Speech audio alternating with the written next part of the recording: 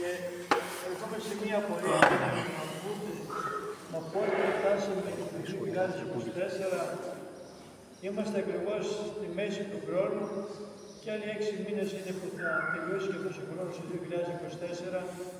Και κάθε χρόνο που περνάμε προσθέτουμε στην ηλικία μας, στη ζωή μας, αλλά προσθέτουμε και στην ανθρώπινη ιστορία, αλλά και ιδιαίτερα στα εκκλησιαστικά δρόμενα. Τα δρόμενα, τα εκκλησιαστικά είναι εκείνα τα οποία πραγματικά δεν πρέπει να ξεφεύγουμε και να αλλάζουμε πορεία των Αγίων Αποστόλων, πρωτοκορυφαίοι σήμερα, τους οποίους εορτάζουμε. Ο Μεν Πέτρος ήταν από τη Βεσσαϊδά, της Γαλιλαίας, μαζί με τον αδελφό του τον Πέτρο ήταν αλής και τους πρώτους που χάρισε ο Χριστός για να τους κάνει Αποστόλους είναι ο Ανδρέας και ο Πέτρος, το τότε. Συνάμα δε όμως, εορτάζουμε και έναν άλλον Απόστολο, τον Απόστολο Παύλο, ο οποίος ήταν μέσα παθητής του Ιησού Χριστού. Ήταν Ιουδαίος, αλλά Ρωμαίος στην καταγωγή, αλλά δεν ήταν μες στην πορεία. Μετά από την Πεντηκοστή είδαμε με ένα υπερθαυμαστικό τρόπο, υπερθαυμάσιο τρόπο τον εκάλεσε ο Θεός και τον έκανε σκέπος εκπλογής στον Απόστολο Παύλο, ο οποίος όταν ήταν διώκτης προς την Εκκλησία του Χριστού. Και όμως τα αδύνατα της ανθρώπινης μετά στήφαρα το Θεό. Ο μεν Απόστολος Πέτρος, ο λεγόμενος Κηφάς, τον ονόμασε Σίμων. Κηφάς που λέγεται Σίμων ήταν το όνομά του, Κηφάς είναι που ερμηνεύεται Πέτρος. Και αυτήν την αλλαγή την έκανε ο Ιησούς Χριστός. Ο Απόστολος Παύλος ήταν φιλομαθής και ιδιαίτερα εγνώρισε από το έστω στην ελληνική γλώσσα. Πάρα πολύ καλά, σαν μητρική γλώσσα ήταν και τα ελληνικά του, που ήταν τότε την εποχή εκείνη η διεθνής γλώσσα που σε όλη την οικουμένη γνωρίζανε τα ελληνικά και τα μιλούσαν. Ο μεν Απόστολος Πέτρος ήταν ο μεγαλύτερος από όλων των Αποστόλων, πιο γελιότερος, ήταν και παντρεμένος. Και όπως σε κάποια ευαγγελική περικοπή αναφέρεται ο Χριστός ότι η πεθερά του Πέτρου πειράζουσαν, είχε πυρετό πολύ και πήγε ο Χριστός και την έπιασε το χέρι και της αφαίρεσε αυτή τη μάστιγα του πυρετού και σηκώθηκε η πεθερά του Πέτρου και διακονούσε τους παραβρισκομένους, ο διδάσκαλος του Χριστού.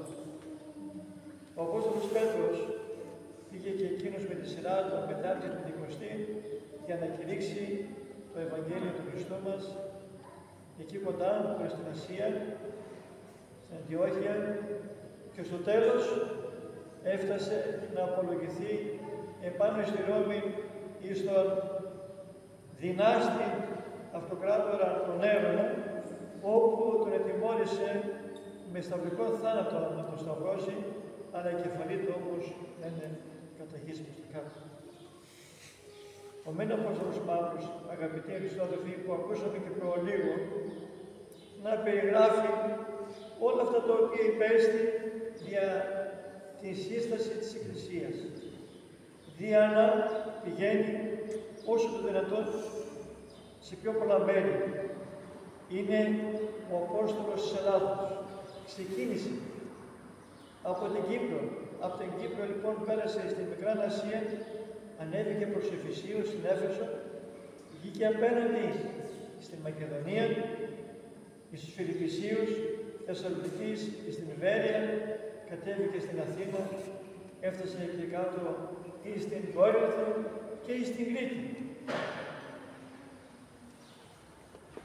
Εδώ είναι η απάντηση προς τους ανιστόρικους, Εβραιομασόνους και Γρικίλους Έλληνες πολιτικούς, οι οποίοι είναι αγράμματοι, είναι αστοιχείωτοι, γιατί δεν διαβάζουν την Παλιά Διαθήκη.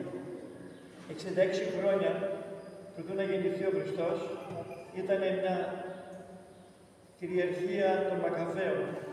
Εκεί οι Μακαβαίοι αναφέρονται και στο δεύτερο κεφάλαιο και λένε ο μεγάλος βασιλεύς, ο Φίλιππος ο Έλλην, ο Μακεδόνας. Έλληνας και Μακεδόνας. Αναφέρεται και τον πατέρα του Μεγάλου Αλεξάνδρου. Και ο Απόστολος Παύλος σε μια επιστολή του αναφέρεται και λέει διερχόμενος στη Μακεδονία. Όταν ο Απόστολος Παύλος έκανε λοιπόν τις περιοδίες, δεν υπήρχαν Σκοπιανοί. Ήτανε μονάδες, μικρές νομάδες. Δεν ήταν καθόλου ως σύσταση κράτους. Αλλά τι να κάνουμε, βλέπετε, οι Εβραίοι θέλουν να μας καρματίσουν για να μας πάρουν και τις ονομασίες και τα εδάφη. Αλλά όμως, εκείνο που θέλουν να μας πάρουν τον Χριστό. Για τον Χριστό θα κάνουν πολύ κόπο και δεν θα καταφέρουν τίποτα, γιατί έως το τελείως του αιώνος θα είναι μαχητές Ορθόδοξοι χριστιανοί, οι οποίοι δεν θα κλείνουν εγγόνοι ούτε στον Αντίχριστο, ούτε στον Ναβουκοδονόσορα, ούτε στον Έρωνα, όπου και ο Απόστολος Παύλος ετιμωρήθηκε και εκείνος από τον Έρωνα επάνω και εκεί στην Ρώμη. Εγγράφει, αναφέρεται ο Απόστολος Παύλος, «Ούκη εγώ είμαι άξιος να κληθήσω με έναν Απόστολος και μαθητής της Εκκλησίας του Χριστού, διότι εγώ ήμουν διώκτης εις τον Ιησού Χριστό. Αλλά ταπεινώθηκε τόσο πολύ. Εκοπίασαν πολλάκις περισσότερος από όλους τους άλλους τους Αποστόλους, δια την δόξα της αληθείας που είναι η Εκκλησία του Χριστού. Εραπίστη, χλεβάστηκε, εναβάρεσε, εμφώνου μαχαίρας, απολιστάς και τελευταία από ψευδαδέλφους. Ποιοι είναι οι ψευδάδελφοι? Όπως ένας Ελίμας, και κάτω στην Κύπρο που ήταν μάγος, αλλά όμως μπροστά στον Απόστολο Παύλο η μαγεία του δεν περνούσε και έλεγε στον Απόστολο Παύλο, θα σου δώσω χρήματα όσο θέλεις, να με μείνεις και εμένα και να έχω αυτή τη δύναμη την οποία έχεις και εσύ. Λέει, αυτό δεν γίνεται, πρέπει να το διακονήσεις, να το πιστέψεις, πρέπει να απαρνηθείς όλη αυτή την μαγεία την οποία έχεις. Και ξέρετε, οι δαίμονες των Ελίμα, των μάγων, τον σηκώσανε πάνω στους ουρανούς και τον αφήσανε και έπεσε κάτω και σκοτώθηκε. Και η δύναμη των Αγίων Αποστόλων, την οποία λέγει το Ευαγγέλιο ότι ο Απόστολος Πέτρος ομολόγησε τι είναι ο Χριστός. Ερωτούσε ο Χριστός όταν ήταν οι μαθητές του, τι με λέγουν οι άνθρωποι είναι? Και απαντούσαν οι Απόστολοι ότι είσαι ένας από τους προφήτες, άλλος για τον Ηλία, άλλος για τον Μωυσή, ή ένας νέος προφήτης, ή και τα διάφορα. Εσύ λέει, τι με λέγεται είναι? Εσείς τι με θεωρείτε ότι είμαι? Και σηκώνεται ο Απόστολος Πέτρος και στετορείος και με πολύ θάρρος και με πολύ ζήλο προς την αγάπη του στο δάσκαλό του. Συ είσαι ο Υιός του Θεού του υψίστου. Είσαι ο Χριστός. Είσαι ο Μεσσίας. Πέτρε, επί ταύτη την πέτρα της πίστης σου, να οικοδομήσω την Εκκλησία και η πύλη άνδρα της σχέσης σου και θα σου δώσω τα κλειδιά του παραδείσου. Ο παράδεισος δεν χρειάζεται να έχει κλειδιά. Χρειάζεται να έχουμε καλή νομολογία και να έχουμε και καθαρή πίστη και ιδιαίτερα αποστολική πίστη και αποστολική διαδοχή. Έχετε, λέγει, εσείς τώρα, δίδω την δύναμη του να λύνετε τα κάθε δεσμά και πνευματικά δεσμά επί της γης και να είναι λυμμένους ουρανούς και να δένετε επί της γης και δεν είναι δεδειμένοι και επάνω στους ουρανούς εσείς που έχετε το δεσμήν και λίγη. Ας προσέξουν πολύ εκείνοι οι οποίοι είναι δεσμευμένοι από τον πόλεμο που κάνουν προς την Εκκλησία του Χριστού. Δεν υπάρχει καμία λοιπόν ελάφρυνση και καμία προσδοκία ότι δεν είναι τίποτα. Αν δεν είναι τίποτα αυτό που το θεωρούμε αυτοί, για μας είναι το α και το ω. Είναι η αρχή και το τέλος της ζωής μας εν Χριστώ. Επάνω στο σκηνή των Αγίων Αποστόλων, των πρωτοκορυφαίων. Και γι' αυτό σήμερα πρώτα εορτάζουμε τον Πέτρο και τον Παύλο και αύριο είναι η σύννεξη των 12 Αποστόλων, όλων των υπολείπων Αποστόλων και μαθητών και Ευαγγελιστών. Γιατί 2 μέσα από τους 12 μαθητάς, ο Ευαγγελιστής λοιπόν Μαθαίος και ο Ιωάννης ο Θεολόγος ήταν και μαθητές. Ενώ ο Μάρκος και ο Λουκάς ήταν οι μαθητές του Αποστόλου Παύλου και εκείνοι και ονομάστηκαν εκείνοι με τη σειρά Ευαγγελιστάς. Αγαπητοί Χριστόδελφοι, να προσέξουμε πάρα πολύ και ιδιαίτερα κάθε μέρα όπου περνά αυτός ο χρόνος μας εδώ πέρα, μας βγάζουν και καινούργιες λοιπόν δικλείδες εγκλωβισμού ή στην εξυπηρέτηση του κράτους, όχι του δικαίου, του κράτους της ανομίας, του κράτους της δουλείας. Θέλουν να μας αφαιρέσουν το αυτεξούσιο, την προσωπική μας ελευθερία, με τα ανθρώπινα δικαιώματα να τα ισοπεδώνουν και ιδιαίτερα από το Σεπτέμβριο και μετά θα μας βάλουν έναν αριθμό ενιαίο, γιατί αν δεν έχουμε αυτόν τον ενιαίο τον αριθμό που θα με δώσουν το Σεπτέμβριο και μετά, δεν θα μπορείτε να κάνετε ούτε φορολογική δήλωση, ούτε να πωλήσετε, ούτε να αγοράσετε, ούτε να πάτε σε νοσοκομεία για να έχετε περίθαλψη και κάποια στιγμή θα σας εγκλωβίσουν και θα μας εγκλωβίσουν από το τραπεζικό σύστημα. Χθες πήγα στην τράπεζα της Λαρίσσης, στην Πειραιώς, για να κάνω λοιπόν να πληρώσω κάτι το οποίο είχα κάνει στο αυτοκίνητο και ήταν πάνω από 1.000 ευρώ και μου λένε στην τράπεζα. Πάω στην τράπεζα, ήταν ένας ταμείας, ο οποίος με κοιτούσε και λίγο παράξενο. Ρωτώ, σας παρακαλώ, θέλω να κάνω αυτήν λοιπόν εδώ την διαρρύθμιση και έτσι να διακανονισμό και να πληρώσω. Όχι, μου λέει με την κάρτα. Δεν έχω κάρτα. Μόνο με την κάρτα. Ένας παππούς που είναι 90 χρονών και δεν έχει κάρτα. Δεν πρέπει από αυτό το κράτος του δικαίου, το κράτος της ελευθερίας, των προσωπικών δικαιωμάτων να εξυπηρετηθεί. Πρέπει οπωσδήποτε. Και πού έχει την εμπιστοσύνη ο παππούς, ο Γεράκος, είτε η Γριούλα, είτε και ένας απλός άνθρωπος που δεν έχουμε. Μα δεν έχουμε εμείς η κληρική, η ορθόδοξη μισθοδοσία από το κράτος και έτσι ακριβώς δεν έχουμε λαβεί από τον κορβανά του κράτους, αλλά σου λέει, όχι, πρέπει να βγάλεις κάρτα. Μα δεν θέλω να βγάλω κάρτα. Δεν μπορείς να κάνεις κανένα διακανονισμό. Δεν πρέπει να πληρώσεις, δεν μπορείς. Και πρέπει μόνο με το μηχάνημα. Αυτή είναι το κράτος δικαίου, αυτή είναι λοιπόν η εξυπηρέτηση όλων των Ελλήνων. Θα είμαι πρωθυπουργός, έλεγε, για όλους τους Έλληνες. Όχι, για τους λίγους είσαι. Γιατί εκεί πέρα στην Αμερική που ήσουν τώρα και στο ΝΑΤΟ, αποφασίστε εσείς του ΝΑΤΟ μόνο ότι πού θα κάνετε πόλεμο, με ποια συστήματα θα κάνετε πόλεμο και γιατί για τα υπόλοιπα. Και όμως αποδείχθηκε ότι ο πόλεμος που είναι και πάνω στη Ρωσία και με την Ουκρανία δεν είναι πόλεμος για θέματα εδαφικές ακυριότητες κτλ. Αλλά είναι προσκρούονται συμφέροντα και ιδιαίτερα. Υπάρχει δουλεία. Εκμεταλλεύονται τους αδυνάτους. Υπάρχουν πολλά παιδιά τα οποία επίσημα από την Αμερική είναι αυτά. Δεν δώσανε καθόλου απάντηση για χιλιάδες άτομα τα οποία εξαφανίστηκαν από πάνω από το πρόσωπο της γης. Και πού υπάρχουν και πού θα βρεθούν αυτά τα άτομα τα οποία επελέγουν, ξέρουν αυτοί, ώστε δεν θα γίνει αναζήτηση και δεν θα υπάρχει κόμβος. Αυτά τα οποία κάνουν και πάνω το μεγάλο ταμείο αυτής της εξαφάνισης ήταν η Ουκρανία. Με πεδαριστάς να κάνουν αφαιρέσεις ζωτικών οργάνων και να τα παίρνουν υπάπλουτοι. Γιατί ποιος θα αναζητήσει το φτωχό το παιδάκι, τα φτωχά τα παιδιά όμως είναι παιδιά του Θεού. Και ακριβώς αυτό το πράγμα η δικαιοσύνη να τη φέρει ο Θεός. Πώς όμως με τα προπολίκια τα οποία μας κυβερνούν σήμερα, με αυτοί οι οποίοι ξεπουλήσαν το όνομα τη Μακεδονία και έχουμε ιστορικά γεγονότα τα οποία είναι αδιαμφισβήτητα ότι η Μακεδονία είναι ελληνική τοποθεσία, είναι ελληνικοτάτη λοιπόν περιοχή της Ελλάδος και είναι ενσωματωμένη από αρκετά των χρόνων από τον Φίλιππο, από τον Μέγαν Αλέξανδρο και διερχόμενος ο Απόστολος Παύλος.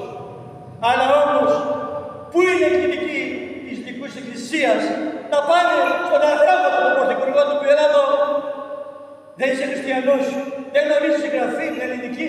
Διάβασε εδώ πέρα τι λέει η Παλιά Διαθήκη που είναι κατά τον 70 γραμμένη.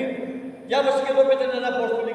Για πήγε λοιπόν εκεί πέρα στον Άδη και να τους πείτε, εσείς οι Αιγυπτοσκοπιάνοι, οι οποίοι είστε απολύτιστοι, οι οποίοι τι κάνετε, κάνετε πολύ θόρυβο και λέτε η Μακεδόνια και η Μακεδόνια. Στην Αυστραλία που ήμουνα, πήγα σε ένα γιατρό για το δόντι μου. Μία εκεί πέρα που ήταν γραμματέας του, ήταν Σκοπιανή. Μου λέει, είμαι Μακεδόνα. Όπου είσαι εσύ και Μακεδόνα? Ποια περιοχή? Λέει από τη Σκόπια. Λάθος. Μακεδονία είναι ελληνική. Δεν είναι καμία λοιπόν δική σας περιοχή των Σκοπιανών. Εσείς είστε εκεί πέρα από Αλβανούς και από άλλα μείγματα εθνοτήτων. Εμείς είμαστε ομογενείς, είμαστε και τα λένε αυτά οι ίδιοι από την Αμερική και από άλλα Ινστιτούτα, ότι ναι, έχουμε το γονίδιο, το DNA και το μεγάλο Αλεξάνδρο και το Σοκράτη και το Όμβρο και το Θεκεδίδη, γιατί σήμερα η τεχνολογία βρίσκουν αμέσως από τα οστά των μεγάλων εκείνων βασιλέων, τους Μακεδόνες κτλ., με τους σημερινούς και βρίσκουν ότι υπάρχει μια πολλή ομοιότητα που δεν υπάρχει για άλλα έθνη. Ας μας δείξουν οι Αμερικάνοι, είτε οι Καναδοί, είτε οι Γερμανοί, είτε και οι Άγγλοι, οι φίλοι μας, είτε, ότι αν τα γονίδια τους είναι από χιλιάδων ετών, να είναι τα ίδια και να έχουν ταυτόσιμη λοιπόν απόδειξη ότι ορίστε, είμαστε original λοιπόν Έλληνες που έχουμε την ίδια γλώσσα την ελληνική από αρχαιότητα των χρόνων. Αλλά βλέπετε, δεν έχουμε όμως ούτε εκκλησιαστικούς ηγέτες, ούτε πολιτικούς, τίποτα δεν έχουμε. Θα αποτελούμε όμως μία μικρή ομάδα κρούσεως εναντίον εκείνων οι οποίοι πραγματικά λειτουργούν το όνομα της Εκκλησίας του Χριστού, των Αγίων Αποστόλων. Ερωτούμε, πόσες ημέρες θρησκεία είχαν φέτος στο νέο ημερολόγιο των Αγίων Αποστόλων? 0. Γιατί ήταν 0? Γιατί προηγήθηκε η εορτή Πέτρου και Παύλου νωρίτερα από τον Αγίων Απάντων, την Κυριακή των Αγίων Πάντων. Αυτό δεν συμβαίνει ποτέ. Αλλά βλέπετε, το 24 ήθελαν να διορθώσουν το Γρηγοριανό ημερολόγιο. Να το διορθώσουν ποιο? Εκείνο το οποίο δεν έχει λάθος. Άραγε, τα μυαλά τους είναι κούφια, είναι λοιπόν άδεια μέσα στο μυαλά τους και προσποιούνται να κάνουν να δώσουν και η ακρίβεια του χρόνου. Και ξέρετε, σε κάπου 25 χρόνια, το νέο ημερολόγιο θα φάνει και εγώ μία ημέρα. Και είναι 14 ημέρες διαφορά από την Ορθοδοξία με τον Παπισμό, με τον Οικουμενισμό. Θα έχουν 14 ημέρες, δηλαδή θα φτάσουν και θα κάνουν και τον Ιούνιο Πάσχα. Αλλά βλέπετε, ο Πάπας από εκεί θέλει να κάνει λοιπόν κοινή νομολογία και να κάνει λοιπόν την ίδια εορτή του χρόνου που φαίνεται το 2025. Εμείς δικαιούμαστε οι Ορθόδοξοι που θα κάνουμε και θα εορτάσουμε 1700 χρόνια από την πρώτη Οικουμενική Σύνοδο, την οποία εμείς διακρατούμε, την έχουμε ως κόλλημα οφθαλμού αυτή την παράδοση της πρώτης Οικουμενικής Συνόδου. Οι άλλοι δεν έχουν καμία ομοιότητα, καμία σχέση. Είναι τόσο πολύ μακριά. Τι να κερδίσουν?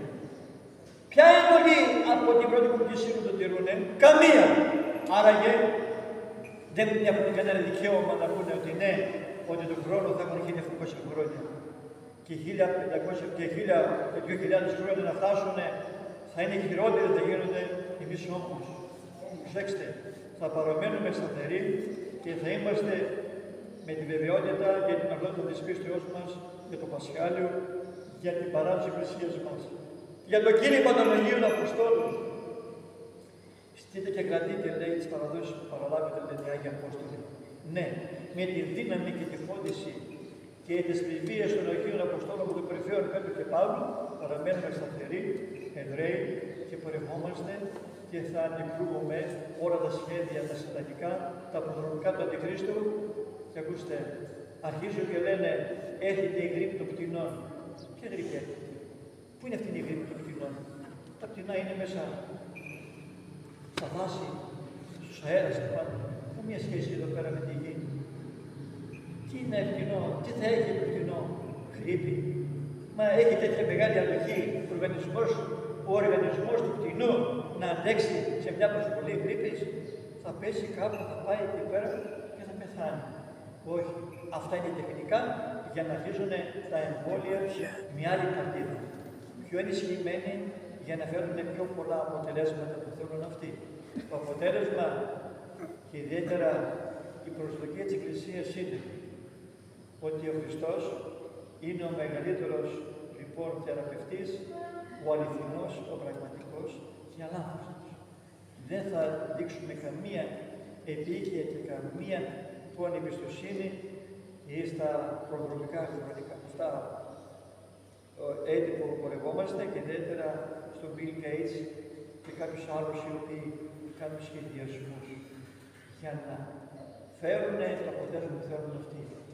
Προσέξτε, θα βρεθεί με πρώτο τελεσμένο γεγονότο. Δεν θα μπορούμε να έχουμε πρόσβαση και όταν πας να κάνεις μια δουλειά μέσα στην τράπεζα σου λένε έχεις ραντεβού, έκλεισες ραντεβού. Μα τι ραντεβού τόσα χρόνια? Τώρα όχι, άλλαξε. Όλα τα ταμεία κλείσανε, ένα μόνο ταμείο. Και όποτε θέλουν αυτοί και όσοι θέλουν αυτοί, το χρησιμοποιούν το ταμείο. Τα ρευστά. Θέλουν πλαστικό χρήμα. Ιδού, φτάσαμε. Όταν όμως ο Απόστολος Πέτρος είπε τον Χριστό, Κύριε, πρέπει να δώσουμε χώρο για το Κέσσαρο. Και λέει ο Χριστός, βάλε ένα άγγιστρο στη θάλασσα και το ψάρι που θα βγάλεις θα συναντήσεις πραγματικά. Θα δώσεις ένα για τον εαυτό σου και ένα για μένα. Ο Χριστός είχε ανάγκη να πληρώσει φόρο. Έτσι είναι και εμείς. Πρέπει να υποτισσόμαστε για το κράτος του δικαίου, ναι, αλλά όμως από τον Αντιχρίστο, εκεί λέμε όχι. Στα θέματα τα προσωπικά, στα θέματα ιδιαίτερα για την αξιοπρέπειά μας και ιδιαίτερα για το αυτοεξούσιο, δεν μπορεί να μας το προσωπάρει κανένας, ούτε κανένας να μας το διαγράψει. Είναι αυτά τα οποία μας τα έδωσε ο Θεός. Ευγνωμονούμε και εμείς, αν και εμείς διώξαν λέγει ο Χριστός και εμάς διώξησε. Και οι Απόστολοι φτάσαν στη Ρώμη και έλεγαν και σταυρικό θάνατο και ο Απόστολος Παύλος ξεκίνησε από τη Χάιφα με το καραβάκι, σταματήσανε στην Κύπρο, εκεί πέρα έγινε Θεσσαλονίκη μεγάλη, άλλοι συνεχίσανε, φτάσανε στη Μάλτα, ήταν εκεί έξω στην Ανθρακιά και πήγε μια ορχιά και τον τσίπησε και το θηρίο κρεμόταν από το δάκτυλο του Αποστόλου Παύλου, δεν έπαθε τίποτα και έφτασε από τα βυς και πάνω στη Ρώμη για να απολογηθεί για ποιο θέμα, για την χριστιανός. Εμείς λέμε είμαστε ορθόδοξοι γνήσιοι χριστιανοί με την ορθότητα της πίστεως της πρώτης Κομικής Συνόδου της οποίας ευλογούμεθα και τηρούμε. Αμήν. Άξιος, έλαβα κάτσε να τους φέξεις.